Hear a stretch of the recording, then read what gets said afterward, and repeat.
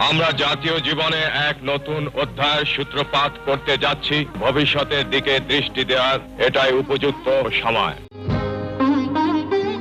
রাষ্ট্রপতি হিসেবে অসংখ্য জনকল্যাণমূলক কাজ করেছেন শহীদ জিয়াউর রহমান। শুধু নিজ দেশেই না, জিয়ার কল্যাণমূলক কাজের সুফল পাচ্ছে সৌদি আরবও।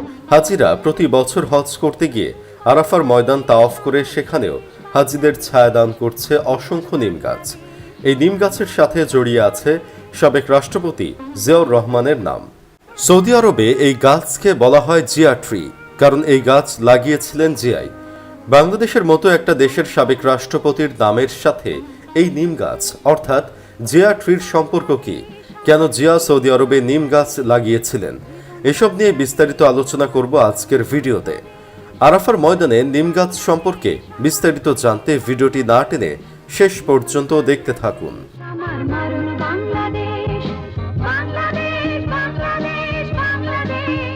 সালটা ছিল 1977। শেখ মুজিবের তাণ্ডব লীলায় বাংলাদেশ তখন এক ভঙ্গুর অর্থনীতির দেশ। মুজিব এবং তার দল আওয়ামী লীগ গোটা বাংলাদেশকে লুটে পুটে খেয়ে নিঃশেষ করে দিয়েছিল। সে সময় ক্ষমতায় অধিষ্ঠিত হন জিয়াউর রহমান।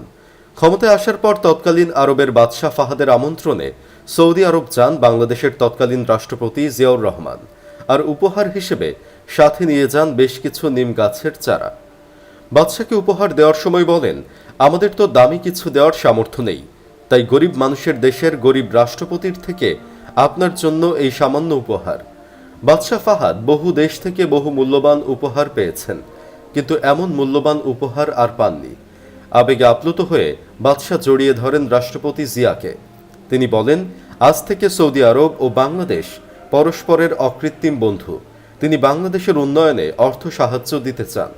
সুযোগ বুঝে সে সময় জিয়া বলেন, শুধু বন্ধুত্ব করলেই হবে না, তোমার দেশে যা নেই আমার দেশে তা আছে, আবার আমার দেশে যা নেই তা তোমার দেশে আছে। সৌদি বাদশাহ থতমত খেলেন। গরিব একটা দেশের প্রেসিডেন্ট বলে কি? জিয়াউর রহমান আবারও বললেন, আমার দেশে অনেক পরিশ্রমী মানুষ আছে, তারা অনেক কাজ করতে পারে, আর তোমার দেশে যেমন কাজ আছে তেমনি টাকাও আছে। আমার দেশের উন্নয়ন কাজের জন্য, আপনার দেশের উন্নয়ন কাজের জন্য হাজার হাজার শ্রমিক দরকার। একটি নব্য স্বাধীন মুসলিম দেশের জন্য যদি আন্তরিকভাবে সাহায্য করতে চান, তবে আমার দেশের বেকার মানুষদের কাজ দিন। বাদশাহ ফাহাদ রাজি হলেন। উন্মোচিত হলো এক নতুন দিগন্ত। বাংলাদেশের মূল্যবান জনশক্তি প্রথমবারের মতো রাষ্ট্রীয়ভাবে বিদেশে রপ্তানি শুরু হলো, যা পারেননি শেখ মুজিব। মুজিব সরকার ব্যস্ত ছিল তার ক্ষমতাকে পাকাপোক্ত করতে। দেশের মানুষের কথা ভাবার এত সময় তার ছিল না। এখানেই শেষ নয়, বিদেশে প্রশিক্ষিত শ্রমিকের বেতন বেশি হওয়ার কারণে তিনি দেশব্যাপী কারিগরি শিক্ষা প্রতিষ্ঠান স্থাপন করে বাংলাদেশের বেকার যুবকদের দ্রুত প্রশিক্ষিত করার ব্যবস্থা করলেন। প্রায় শূন্য থেকে শুরু করে আজ সৌদি আরবে 30 লাখের বেশি বাংলাদেশি, সংযুক্ত আরব আমিরাতে 11 লাখ, কুয়েতে 2.5 লাখ, ওমানে 3.25 লাখ, কাতারে প্রায় 3.25 লাখ, আর বাহরাইনে প্রায় 2 লাখ মানুষ বাংলাদেশের জন্য মূল্যবান বৈদেশিক মুদ্রা উপার্জন করছেন। আজ সমগ্র বিশ্বে বাংলাদেশের শ্রমিকদের যে শ্রম বাজার তৈরি হয়েছে তার একক কৃতিত্ব শহীদ রাষ্ট্রপতি জিয়াউর রহমানের। প্রতি মাসে প্রায় $3 বিলিয়ন রেমিটেন্স আসে, সেটিও জিয়ার অবদান। সে যাই হোক, জিয়ার দেয়া সেই নিমের চারাগুলো সৌদি আরবে আজ ব্যাপক আকার ধারণ করেছে, ছড়িয়ে পড়েছে পুরো সৌদি আরবে। মরুভূমিতে যেন টিকে গেছে বাংলাদেশের স্মৃতি উঁচু করে। আরাফাতের ময়দানে সবুজ শীতল ছায়া দিয়ে চলেছে অসংখ্য নিম গাছ। সৌদি আরবে এখন এসব গাছকে সবাই চেনে জিয়া ট্রি হিসেবে। আরবিতে কেউ কেউ বলেন জিয়া সাজারা। এই ঘটনার অনেক পরের কথা। খোঁজ নিয়ে জানা গেছে, সৌদি সরকার যখন দেখল খেজুর গাছ নয়, নিম গাছে মরুভূমিতে শীতল ছায়া ছড়ানোর উপযোগী। এই গাছ কম পানিতে দীর্ঘদিন টিকে থাকতে পারে, গাছের পাতায় প্রচুর পানি ধরে রাখে। বৃষ্টির জন্য নিম গাছ যথেষ্ট সহায়ক। দেখা গেছে যে এলাকায় নিম গাছ আছে সেখানে পর্যাপ্ত বৃষ্টিপাত হচ্ছে এবং মানুষের অসুখ বিসুখও কম হচ্ছে, কারণ নিম গাছের পাতা বাতাসে মিশে প্রাকৃতিক জীবাণুনাশক হিসেবে কাজ করে। তখন তারা ব্যাপকভাবে নিমের চারা রোপণের কাজে হাত দেন। 1983 থেকে 1984 সালে সৌদি সরকার সর্বপ্রথম আরাফাতের ময়দানে ব্যাপকভাবে নিমের চারা রোপণ করে। আরাফাত ময়দানে আজ তাই হাজার হাজার নিম গাছ। হাজিরা এই নিম গাছের শীতল ছায়ায় হজ পালন করেন। প্রচণ্ড গরমে নিম গাছের বাতাস তাদের প্রাণ জুড়িয়ে দেয়।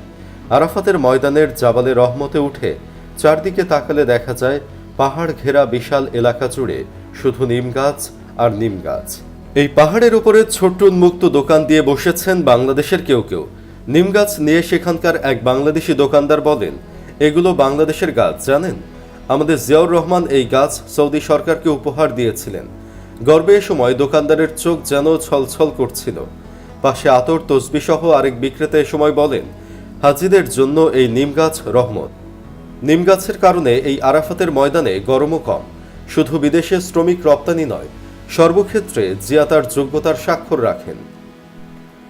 1974 সালে বাংলাদেশে ভয়াবহ দুর্ভিক্ষে সরকারি হিসেবে 26,000 এবং বেসরকারি হিসেবে 10 লাখ মানুষের জীবনহানি হয়েছিল।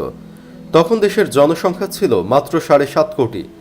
সেই সময় কেউ কি ভেবেছিলেন যে ওই দুর্ভিক্ষের মাত্র 6 বছরের মাথায় বাংলাদেশ নিজেদের খাদ্য চাহিদা মিটিয়ে নেপালে 200 মেট্রিক টন চাল রপ্তানি করতে পারবে? কেউ কি ভেবেছিলেন যে দেশে মাত্র 7.5 কোটি মানুষের জন্য খাদ্য উৎপাদন করা যায়নি, সেই মাত্র 56,000 বর্গমাইলের মধ্যেই 16 কোটি মানুষ খেয়ে পরে বেঁচে থাকতে পারবেন? প্রেসিডেন্ট জিয়া বহির্বিশ্বে দেশের অপ্রচলিত গার্মেন্টস শিল্প, হিমায়িত খাদ্য, হস্তশিল্প, চামড়া ও চামড়াজাত পণ্যের বাজার সম্প্রসারণ করেছিলেন। জিয়ার হাত ধরেই গড়ে ওঠা সেদিনের শিশু গার্মেন্টস শিল্প আজ দেশের অন্যতম প্রধান রপ্তানি খাত। দেশের জনসংখ্যার অর্ধেক নারী। এই বিপুল সংখ্যক নারীকে কর্মহীন রেখে কোনোভাবেই যে সদ্য স্বাধীন একটি জনবহুল দেশের উন্নয়ন সম্ভব নয়, সেটা উপলব্ধি করে শহীদ জিয়া নারীদেরকে দেশের অর্থনৈতিক কর্মকাণ্ডে সম্পৃক্ত করে দেশের সার্বিক উন্নয়নের চাকাকে গতিশীল করার জন্য মহিলা বিষয়ক মন্ত্রণালয় প্রতিষ্ঠা করে নারীদের ক্ষমতায়ন, সমাজে তাদের যথাযথ সম্মান নিশ্চিত করেছিলেন। বিজ্ঞান শিক্ষার প্রচার ও প্রসার এবং বিজ্ঞান মনস্ক জাতি গঠনে তিনিই প্রথম দেশে পৃথক একটি বিজ্ঞান ও প্রযুক্তি মন্ত্রণালয় প্রতিষ্ঠা করেছিলেন। সাধারণ শিক্ষার সাথে মাদ্রাসা তথা ধর্মীয় শিক্ষার সমন্বয় সাধন করে নৈতিকতা সম্পন্ন নাগরিক গড়ে তোলার জন্য স্বাধীন দেশে সর্বপ্রথম ইসলামী বিশ্ববিদ্যালয় প্রতিষ্ঠা করেছিলেন, যা আবার স্বাধীন দেশে প্রতিষ্ঠিত প্রথম পাবলিক বিশ্ববিদ্যালয়। শহীদ রাষ্ট্রপতি জিয়াউর রহমান স্বাধীন ও নিরপেক্ষ পররাষ্ট্রনীতি অবলম্বন করে সহজেই বিশ্ববাসীর দৃষ্টি আকর্ষণ করতে সক্ষম হয়েছিলেন। তিনি ক্ষমতায় এসেই ইন্দো সোভিয়েত বলয় থেকে বের হয়ে আমেরিকা ও চীনের দিকে বন্ধুত্বের হাত বাড়িয়ে দিয়েছিলেন। তাতে তিনি সফলও হয়েছিলেন। তিনি তার সাহসী, চৌকস ও দূরদর্শী পররাষ্ট্রনীতির কারণে মুসলিম বিশ্বের আস্থা অর্জন করতে সক্ষম হয়েছিলেন। তিনি তার স্বল্প সময়ের রাষ্ট্রীয় দায়িত্ব পালনকালে ইরাক ইরান যুদ্ধে একক মধ্যস্থতাকারী হিসেবে ভূমিকা পালন, আল কুদস কমিটির সদস্য হিসেবে নির্বাচিত হওয়া, ফিলিস্তিনি জনগণের প্রতি অবিচল সমর্থন, ওআইসিকে একটি কার্যকরী সংগঠনে পরিণত করার ক্ষেত্রে শহীদ জিয়ার ভূমিকা মুসলিম বিশ্বে আজও শ্রদ্ধার সাথে স্মরণ করা হয়। তিনি মূলত মুসলিম বিশ্বে শ্রম বাজার সৃষ্টি করে সরকারিভাবে কর্মী প্রেরণ করেন। শহীদ জিয়া দক্ষিণ এশিয়ার রাষ্ট্রগুলোর মধ্যে আঞ্চলিক সামাজিক, অর্থনৈতিক ও ভূ রাজনৈতিক ঐক্য সৃষ্টির জন্য সার্ক প্রতিষ্ঠার উদ্যোগ গ্রহণ করেছিলেন। তাই তাকে সার্কের স্বপ্নদ্রষ্টা বলা হয়ে থাকে। শহীদ জিয়ার সবুজ বিপ্লবের কারণেই আজ বাংলাদেশের মানুষ কোনরূপ দুর্ভিক্ষের সম্মুখীন না হয়ে বেঁচে আছে। গত 30 মে ছিল শহীদ জিয়ার 40তম শাহাদাত বার্ষিকী। মানুষটা আর 10 বছর বাঁচলে বাংলাদেশ আজ মালয়েশিয়া বা সিঙ্গাপুরের মতোই উন্নত একটি দেশ থাকত, কথায় নয় বাস্তবতায়। সুপ্রিয় দর্শক, কোটি কোটি ডলারের উপহার সামগ্রী নয়, কিভাবে সামান্য কিছু উপহার দিয়েও মন জেতা যায় তা দেখিয়েছেন জিয়াউর রহমান। সৌদি আরবের মতো দেশে বাংলাদেশের অংশ হয়ে রয়েছে জিয়া ট্রি। একজন বাংলাদেশি হিসেবে বিষয়টি নিয়ে আপনি কি গর্বিত? কমেন্ট বক্সে জানিয়ে দিন আপনার মূল্যবান মতামত। ভিডিওটি ভালো লাগলে অবশ্যই একটি লাইক দিন ও যত বেশি সম্ভব শেয়ার করে বন্ধুদের জানার সুযোগ করে দিন। আর এমনই সব আকর্ষণীয় ভিডিও পেতে চ্যানেলটি সাবস্ক্রাইব করুন।